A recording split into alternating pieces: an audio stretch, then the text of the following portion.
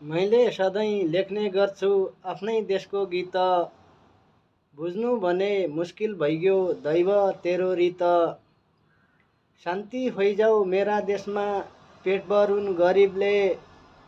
अझै कति दुःख सहनु सोझा र सरिफले। मिल्नु पर्छ चिल्नुहुन्न देशका लागि अब। क्रान्तिको ज्वालाबाट मुक्ति पाउने कब। शत्रुको तमासा भयो मित्र भए रुन्छ।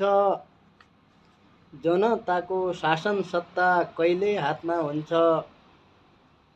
पापी नेता मरि जान्न नर्कमा झरन्न। लुटी खाने देशका नेता यी कैल मरन्न। सत्यको बाटोमा यहाँ कोही पनि छैन प।